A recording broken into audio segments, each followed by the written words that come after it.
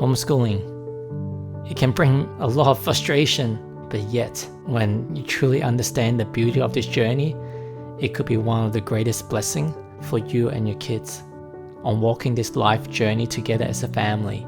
So this is part 4 of the series. If you haven't watched part 1, 2, and 3, I encourage you to watch part 1, 2, 3, which covers homeschooling and unschooling. This is not the standard stuff you're gonna hear from the internet. This is really challenging your paradigm on how we look at life as a mirror, looking at our kids as a mirror, reflection of our own life and how we live.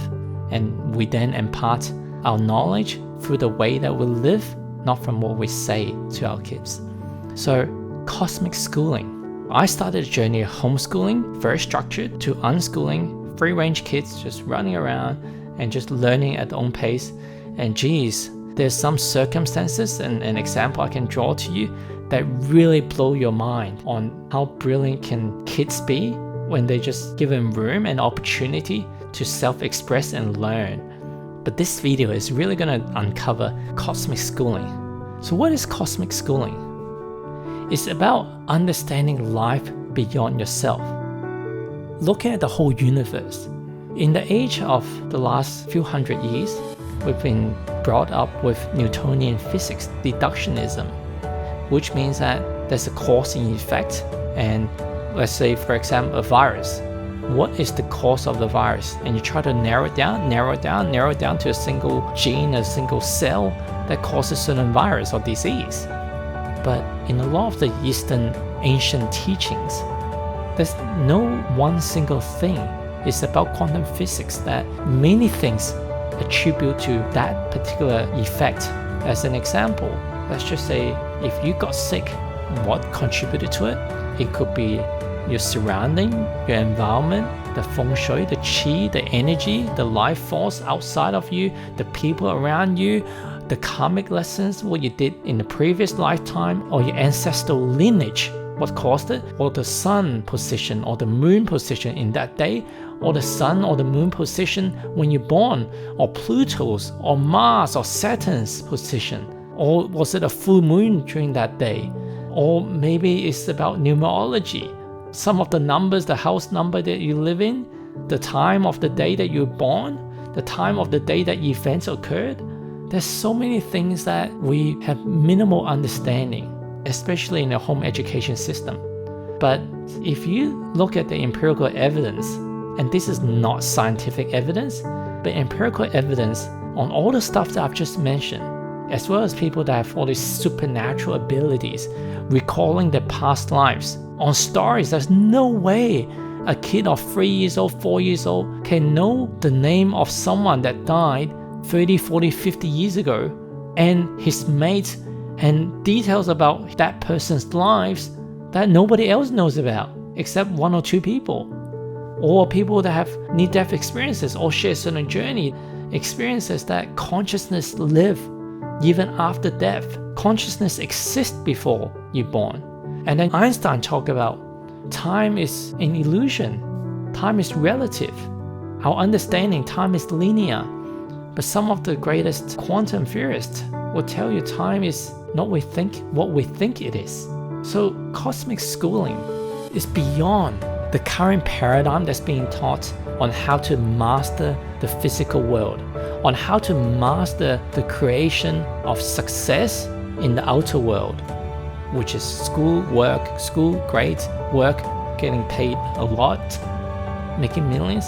I've been down that path and I'm not against it. But when you know why you're here on this planet and you start to understand the life forces that's beyond yourself, you know how to flow with the universe. Some of the greatest inventors like Einstein, Nikola Tesla, they say that invention came to them. They didn't do it. Some of the most famous songwriters, poets, they say they're just in flow. The songs just came to them. Athletes, think about Michael Jordan when he's going for his winning shot to win the 6th championship. Is he thinking that technically how I should do it? Or he's just flowing based on his gut intuition on which direction he should go and which move he should be using? When you can flow with the universe, that's when the magic happens.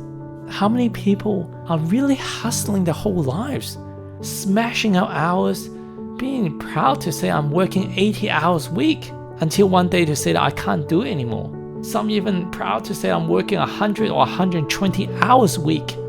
But yet, for the most part of this population, the income growth, the external success, how the intimate relationship is, the relationship with their kids and their friends, has it really grown that much? Or is it growing just linearly for the most part? How many people actually get to live out the dream of retiring early, like maybe in their 30s or 40s? A handful of people, right? So if the education system works in for us to master the external world, well, why hasn't the majority succeeded? I'm not blaming the system. It is what it is. But this time of great change is given an opportunity for us to evolve internally and evolve externally. It's time that we collapse some of the outdated system structures that no longer serve us. The schooling system was invented many years ago and is hardly updated. It's time for us to evolve our thinking. It's time for us to transcend our current consciousness. Are you going to transcend your consciousness just by watching a YouTube video? No. But you know it inside. There's more to life than just mastering the external. When you can just truly flow with your passion and to serve humanity, the external will automatically come to you. It will draw to you. Quantum physics, Joe Dispenza talks about this. Your mindset, not the thoughts, your heartfelt emotion draws it in. This world is so magical. That's why if you want your kids to unleash their potential and become limitless, we need to stop putting limitations on them. We need to stop domesticating them. We need to stop putting our own fear-based projection of the future onto them. We need to learn from them. We need to guide them as loving as we can be.